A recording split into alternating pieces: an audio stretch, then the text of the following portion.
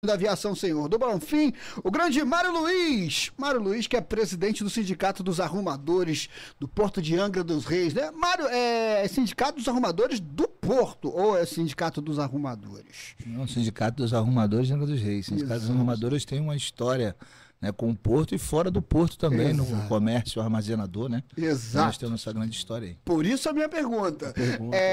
A gente vai falar muito sobre futuro em Angra dos Reis, sobre a atual situação também dos trabalhadores ali do nosso porto, entre outras coisas. Mário, como é que você está vendo aí essa possível... essa informação, né, de uma possível volta da malha férrea, da linha férrea que liga Barra Mansa a Angra dos Reis, com uma expectativa danada, né? Eu acho que Angra tem alguns pensamentos, né, que às vezes nunca saem do papel, né? Por exemplo, a revitalização do estaleiro Brás Ferros demorou, mas saiu, né? A linha férrea, a gente está há quanto tempo sem linha férrea funcionando em Angra dos Reis? Alguém aqui sabe de cabeça, mais ou menos, quando é que foi? Foi numa chuva que derrubou tudo aí, né, mano? Mas já tem muito tempo, né? Daquela época para cá, né, foi um grande desastre, né? Aqui pro Porto de Angra, então, nem se fala, porque a linha férrea é o coração aqui praticamente do nosso porto, né? Porque a carga, o custo da chegada ao porto da carga fica mais barato, então é a oportunidade de vir mais carga para cá. E nós ficamos esse tempo todo, ficamos um bom tempo aí sem carga por causa da linha férrea. Não, e você falando, né, tocando no assunto que é bem interessante, né? Você pega hoje o Brasil em si, você pega a malha rodoviária, tem um custo muito maior, né? Você tem uma menor entrega do que a malha rodoviária, a malha ferroviária. A malha ferroviária você pega ali, tem um custo menor, tem uma entrega de maior porte, né, de materiais, de recursos, mas que não é muito fomentada no Brasil hoje, né? Aí você vê o quanto que contribuiu bastante aí com vocês ali na época que tinha a linha ferroviária e o peso que acabou gerando com, né, a suspensão, né, com a parada dessa malha ferroviária hoje para Angra, né? Só para ilustrar o que você está dizendo, o acontecido, né, uma tromba d'água que caiu em Angra dos Reis foi em 2002. 2002, olha só. Ou seja, já se vão 23 anos. 23 anos sem linha férrea. E naquele momento, Mário, a gente operava com um turismo pungente, né, com o tal do trem da Mata Atlântica, e vocês, portuários, ou nós, moradores de Angra dos Reis, tínhamos um orgulho danado da nossa linha férrea, né? Hoje a gente sabe que alguns locais da nossa região que ainda tem o trilho, os dormentes, aquela coisa toda, muita gente, se passar um trem hoje, se assusta, né? O que está acontecendo aqui? Porque em alguns momentos a linha do trem, por exemplo, nem existe mais, né? E a gente está com essa possibilidade, o governo federal sinalizou a possibilidade de abrir uma parceria público-privada, ou seja, vai ter que ter um investidor, alguém com grana querendo botar essa coisa para funcionar. E os trabalhadores, Mário, como é que você está conversando com eles? O que eles estão sentindo? Que agora vai? Antônio, o trabalhador portuário, ele vive sempre o altos e baixos, né? Aqui em Angra a gente sempre viveu muito mais o baixo do que a parte do alto, né?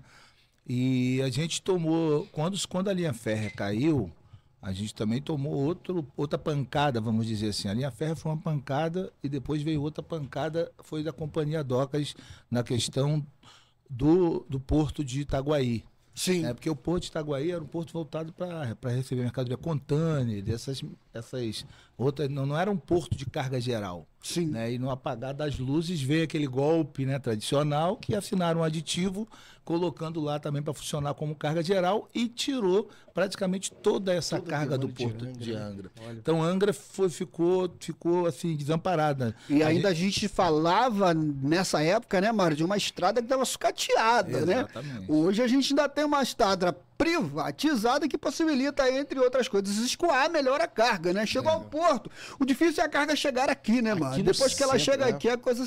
As coisas, exatamente. E aí a gente passou por um processo, a linha férrea caiu, a gente passou por um processo, como é que nós vamos conseguir manter? Aí a Planeta ainda entrou aquele processo de águas profundas, né? Aqui no porto. Você falando o nome das empresas, assim, a gente fica lembrando, né? Cada elefante branco, né? Sim, aí Aí depois a Tecnip resolveu pegar o porto. Quando a Tecnip pega o porto, a gente, né, teve uma esperança e aí a Tecnip veio e deixou bem claro que o intuito dela seria o porto feito para o offshore. E naquele momento, sem linha férrea, a gente falou, pô, o offshore vai ser o canal e começamos a Agora negociar, vai. o trabalhador negociar com a Tecnip. Né, a Tecnip começou a botar mesmo o offshore, tanto que fizemos um projeto Rota 3 aí, né? Fizemos um bom projeto, foi bem... O trabalhador naquela época recebeu uma nota 9,7 da Petrobras, foi uma nota de Exemplar, segurança, né? tudo exemplar. E a gente levamos fé. E aí a Tecnip agora nós vamos trazer a fábrica de tubo quando tomamos outro tombo. Aí que foi entubado. Aí fomos entubados de novo por questões políticas, né? Que a gente sabe o que é, mas questões políticas aí que levaram a fábrica de tubo. E como eu falei aqui antes, o trabalhador às vezes dormimos um pouco no ponto de não fazer barulho naquela época. Mas foi isso. Então a gente tomamos esse tombo e a Tecnip automaticamente desanimou, levou a fábrica para o Porto de Açu, né? E começou de novo o nosso processo e a Tecnip já não se interessou mais pelo porto e queria passar o porto. 22 anos, né, Mário? 22 anos. Deve ser algo assim surreal, né? Uma categoria que precisa se movimentar o tempo todo, né? Os trabalhadores precisam da carga para se movimentar e você não vê perspectiva, né? São 22 anos. A gente está falando de uma categoria que está assim, literalmente tirando sangue de pedra, né, Mário? Porque o trabalhador, o estivador, por exemplo, o cara, se não tiver carga, como é que faz? Não tem salário. Como é que é isso, né, Mário? Nós somos trabalhador portuário avulso. Mediante com isso, dentro da Tecnip, nós conseguimos nós conseguimos dentro dos acordos coletivos de trabalho, uma garantia de renda. O mínimo, né? O mínimo, que é um salário mínimo hoje, mais um ticket de alimentação. Por quê? Porque a gente falou pro cara, ó, se você tem responsabilidade com a família do trabalhador, se você não traz carga, o problema não é nosso, é teu. Então você tem que ter responsabilidade com quem está aqui e depende do porto. E assim conseguimos isso e é uma luta para a gente manter.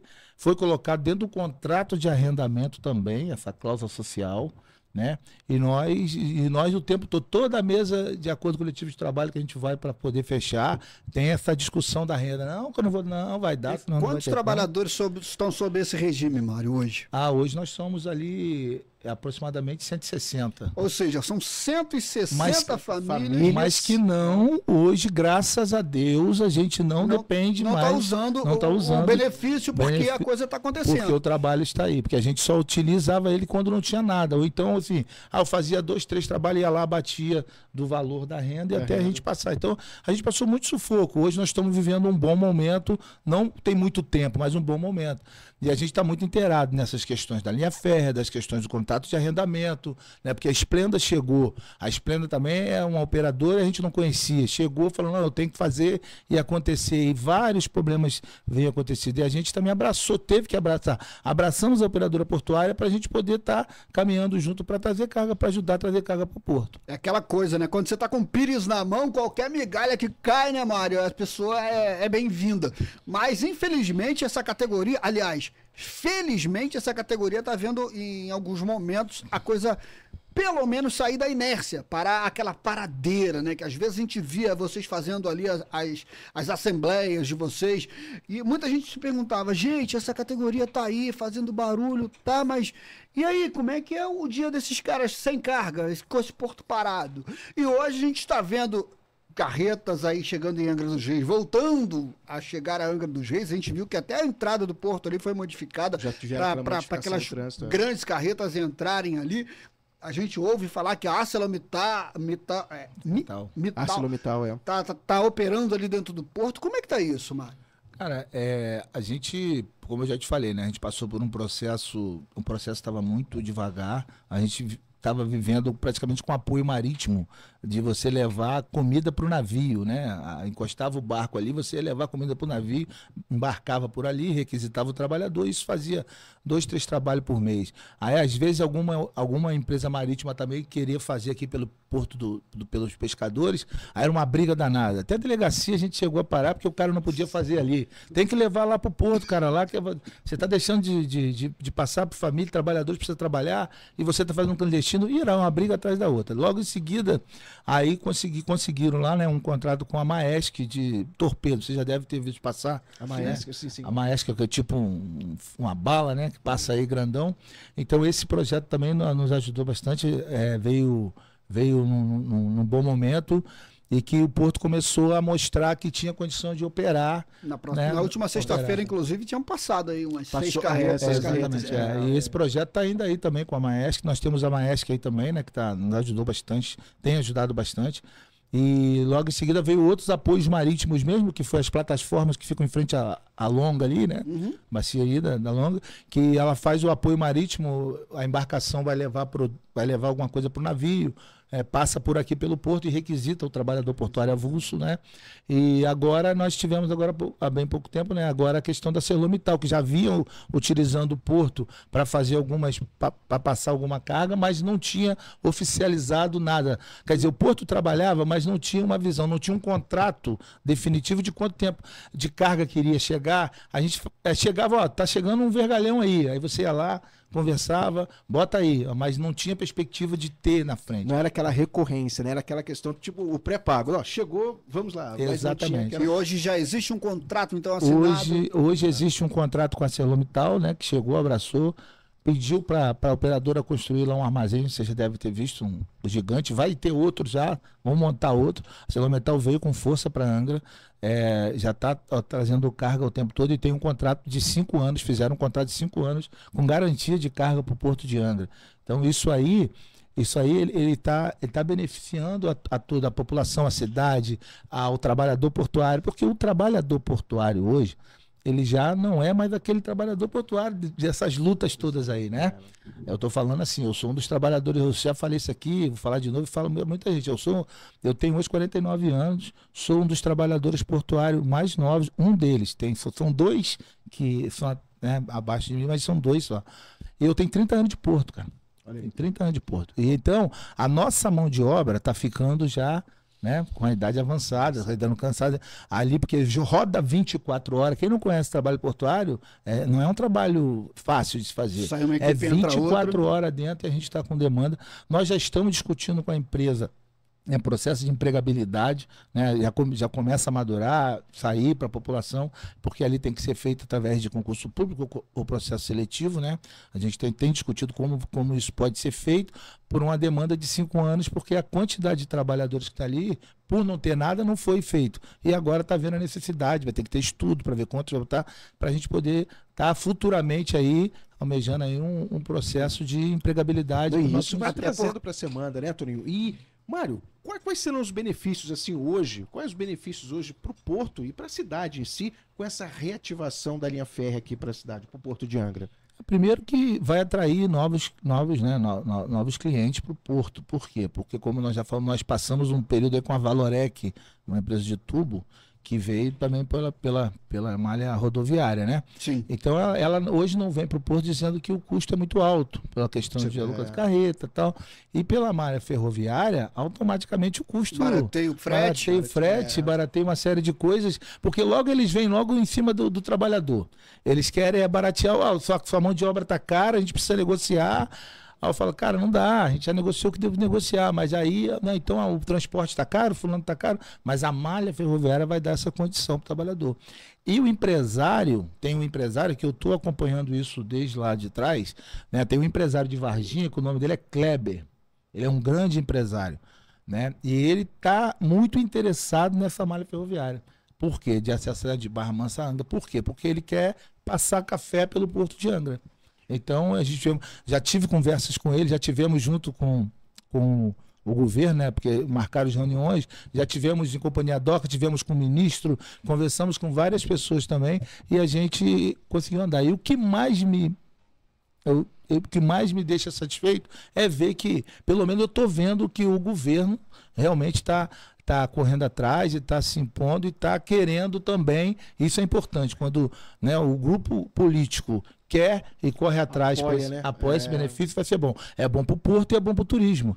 Sim. Correto? Então, vai casar bem e, se Deus quiser, vai acontecer. É bom para todo mundo, né? Isso me lembra muito as aulas de história, quando a gente ouve falar da famosa Estrada Real, né? Estrada Real.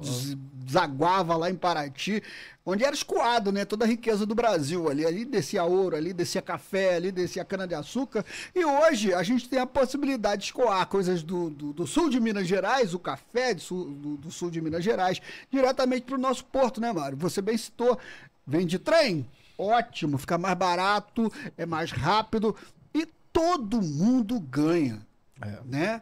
E agora saber, né, que a partir do segundo semestre desse ano já existe a possibilidade de acontecer em leilões para um tomador, ganhador, ser um parceiro de Angra dos Reis e operar finalmente esses trilhos, né, Mário?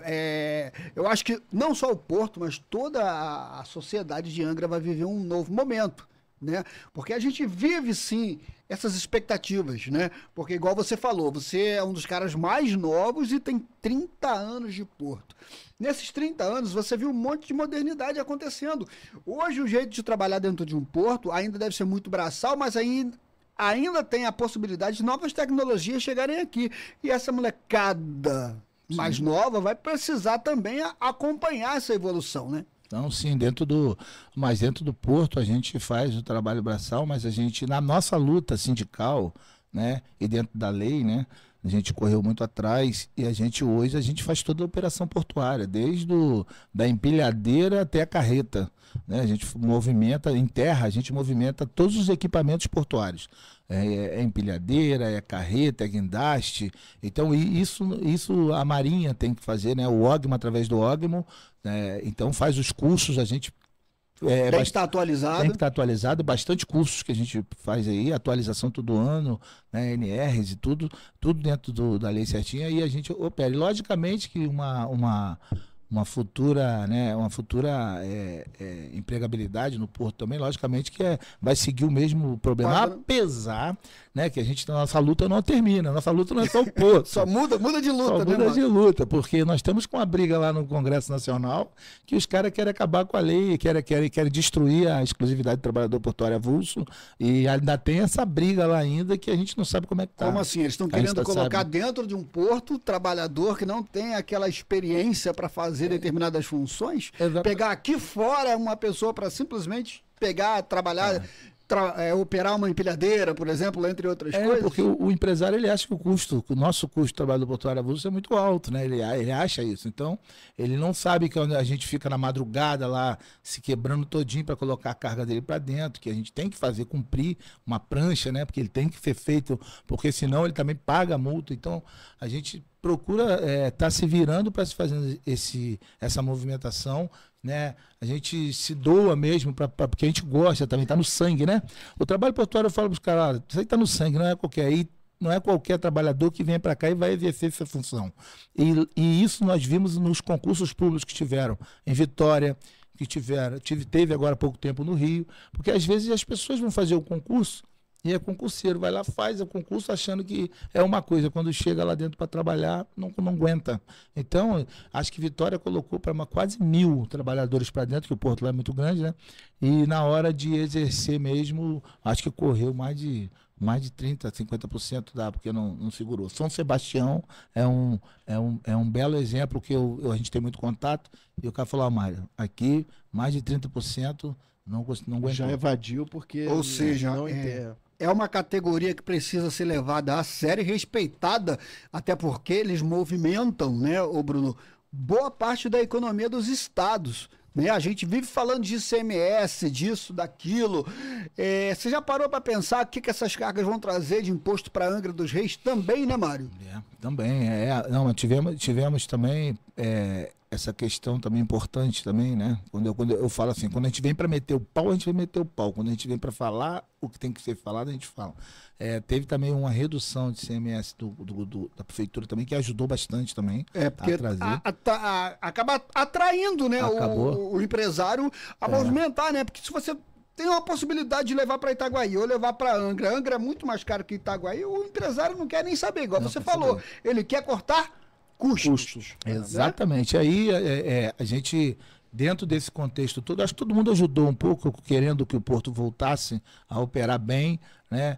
Eu acho que tá tendo a ajuda de todo mundo e graças a Deus nós estamos conseguindo superar essa má fase que o Porto passou, né? Nós temos um problema ainda um pouco grave, que é também o contrato de arrendamento, que ainda não foi findado. A Esplenda ainda não assinou um contrato de arrendamento, com problema lá com a companhia Docas, problema, né, com o governo federal. Ele tá findando. Tivemos a Brasília agora, tem mais ou menos um mês atrás, né? Agradecer também a deputada, o nome dela ela é de São Paulo, é irmã do Kleber Mendes e do Felipe Nogueira, a Maria Rosas, né? Ela mesmo por ela ser de São Paulo, ela encaminhou a conversa com o ministro dos Esportes, foi uma boa conversa, né? E a gente tá encaminhando também para a Esplenda assinar o contrato de arrendamento, que também vai ser uma segurança jurídica muito forte para a gente. Só para lembrar, né, que essa conversa sobre linha férrea em Angra dos Reis recomeçou a partir de uma visita do Lula ao terminal da Petrobras, né, o TBIG, coisa de 2, 3 meses, onde o Ferretti começou aquela conversa, aquela sedução, mostrando a atratividade, a possibilidade de fazer esse... O Fernando também já tinha começado esse projeto, sim. Fernando Jordão, e o Ferretti subiu com a possibilidade. O Lula falou, olha, acenou, vamos lá, vamos conversar. E o Ferretti partiu para Brasília junto com os seus secretários, né, secretários governamentais, essas pessoas que estão responsáveis por fomentar essa coisa de novas possibilidades para Angra dos Reis, e a coisa tem acontecido. A gente volta a afirmar, não tem nada acertado, mas agora a possibilidade é sim real depois de muito tempo, 22 anos. Sim. Com o ministro dos Esportes, a gente chegou a conversar sobre... foi uma demanda, nós levamos, e ele falou que tinha que passar pelo ministro da pasta, né, que é da área da linha ferroviária, e depois nós vimos aí o prefeito, né, está enganjado com os outros prefeitos aí da região, e a gente viu quando o presidente Lula abraçou, que viu que ele falou da causa, a gente falou, agora vai. Então a gente está com muita expectativa que a linha férrea vai voltar, sim. Eu não acredito que ela chegue mais dentro do porto, mas vai chegar bem próximo, e eu acredito que ela vai ser, vai acabar com essa, como é que eu vou falar assim? Ela vai acabar com esse fantasma que ronda o Porto de Angra e vai deslanchar de vez logo. Mário, quando a gente tem expectativas, a gente também, claro, a gente cria novas possibilidades, né? Você, como presidente do Sindicato dos Arrumadores de Angra dos Reis, com essa linha férrea, além dessa possibilidade, por exemplo, de buscar pessoas em um concurso, entre outras coisas, como é que você vê, por exemplo, vamos supor que daqui a 1 ano e meio, 2 anos, essa linha férrea esteja chegando ou no centro, onde quer que seja, mas que esteja ligando a Angra dos Reis de alguma forma, como é que você vê o setor em si?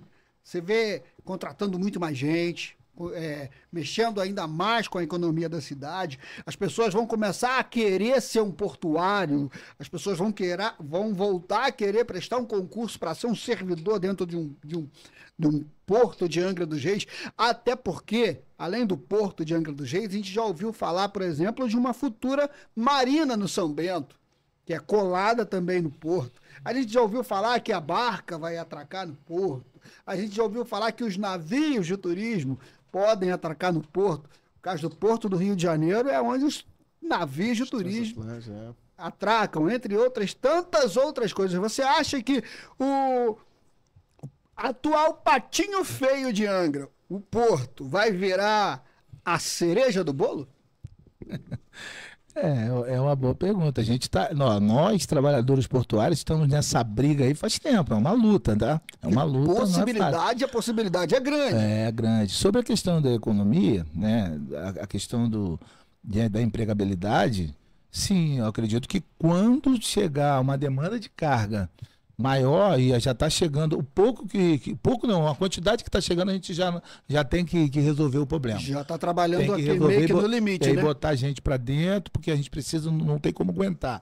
E chegando mais demandas, vai ser mais empregabilidade. Então, é importante também dizer para o comércio, né, para a cidade, que a economia, o trabalhador portuário, ele gasta 100% do dinheiro dele aqui dentro. Aqui na cidade. Na cidade, 100%. São 100% trabalhadores de Angra dos Reis. E deixa o dinheiro no comércio. A mão de obra é 100% local. Né? Sobre a questão do turismo, que a gente fala, a gente não é contra o desenvolvimento do turismo, por causa do Porto está ali, não. A gente acha que tem possibilidade de se criar o terceiro e quarto berço, né? Tem oportunidade lá no final, criar o terceiro e quarto berço, trazer o turismo sim para se estabelecer ali, sendo que dando empregabilidade também para o trabalhador portuário. Lógico que o cara vai encostar ali no cais, vai ter que dar empregabilidade, nem que for para carregar mala, para fazer qualquer tipo de atividade, a gente tem que estar inserido dentro do processo, é isso que a gente acha. A Marinas, a gente tinha sempre falava da Marina, projeto Orla, tal, Marina, eu sou muito desconfiado do projeto Marina, porque eu não acredito que, de repente, dentro do projeto Marina pode ter algum hotel, alguma situação, e a gente ali à noite queimando com um empilhadeiro, para lá e para cá, e o cara ali querendo dormir, então acho que meio complicado, mas assim, eu acho que eu não vejo problema como igual o Rio fala, o Porto Turismo, né? Essa integração, acho que eu não vejo problema de acontecer, sendo que fique bom para os dois lados. Agora, uma coisa é certa, o Porto é Porto, e a gente vai lutar até o fim pelo Porto, isso aí pode ter certeza disso. Muito bem, Mário. A gente queria te agradecer pela sua presença, estar aqui com a gente, falar dessas expectativas aí, da sua categoria, dizer que Angra dos Reis deve sim ter muito orgulho dos trabalhadores portuários. A gente volta a frisar, né? Uma categoria que teve 22 anos praticamente cerceada da possibilidade de ter um ganho, aumento real, né, dos seus salários. Ficou ali trabalhando meio que da forma que deu. Depois a gente ainda passou por uma pandemia. Ou seja, muitas vezes deve ter batido na cabeça do Mário, vou jogar isso tudo pro alto e vou viver minha vida de um outro jeito, assim como outras pessoas do próprio Porto, mas que estão ali resilientes, cada vez mais trabalhando e agora tendo essa possibilidade de ter um aumento significativo na quantidade de carga movimentada na nossa cidade, o que ainda pode dar ainda muito mais, porque vocês têm sim no cerne, no sangue de vocês aí aquela coisa de você fazerem acontecer, né, mano? Sim. O trabalhador portuário, ele é guerreiro. Não só o trabalhador portuário de Angra, o trabalhador portuário do país, né? Eles são guerreiros e a gente não deixa a peteca cair. A gente está momentos bons, momentos ruins. Aqui em Angra nós tivemos muito mais momentos ruins do que momentos bons. Mas a gente, com fé em Deus aí, a gente está torcendo que tudo dê certo, que o contrato de arrendamento seja assinado, que a linha férrea seja concretizada, né? Que isso vai ser muito importante para a nossa função, para a nossa categoria, né? Para o nosso dia a dia e para a cidade também. Então, é isso aí. Muito obrigado, cara. A gente conversou com o Mário Luiz, o presidente do Sindicato dos Arrumadores de Angra dos Reis. Essa conversa está disponível para você também no canal da Rasca no YouTube. Você pode, inclusive, compartilhar um pouco dessa experiência do Mário com os seus melhores amigos aí. Vai lá no canal do YouTube da Rasca e compartilha. Mário, vote quando quiser. Quando tiver uma novidade, só chamar a gente que a gente abre o microfone para você e para toda a sua categoria. Tá obrigado. Bom? Eu queria agradecer aí mais uma vez a oportunidade, ao pessoal da Rasca aí, né? Muito obrigado a todos aí pela oportunidade. Já tive aqui uma vez, essa é a segunda, né? E quantas vezes for possível, quiserem me chamar para mim vir falar sobre Porto, é sempre um prazer, porque é sempre um prazer falar do nosso trabalho. Só uma pergunta que me falhou aqui. Quanto tempo você está presidente do Sindicato dos Arrumadores? Eu estou no presidente, eu estou indo para o meu terceiro mandato. Terceiro mandato. Cada mandato são quantos anos? São 3 anos. 3 anos, ou seja, terceiro, né? Quase 10 anos aí nessa história já, né, mano? Da presidência sim, mas eu já fui diretor também, então eu estou há 12 anos nessa correria. Sindicalista, né? O sindicalista Mário Luiz conversou com a gente nessa manhã, são 12 anos. Mas eu tô me aposentando antes do sindicato, vou dar um tempo, porque eu tô precisando descansar um pouco e torcer mais pro meu time do coração. Mário, já que você tocou nesse caso do teu time de coração, você não descansa nem do Vasco, o Vasco não te deixa descansar, Mário. Um abraço, grande Mário Luiz. Valeu. Um abraço, depois do intervalo, o Malha Fina continua com o patrocínio da Aviação Senhor do Bonfim. Rasca Malha Fina, a revista eletrônica que te conecta.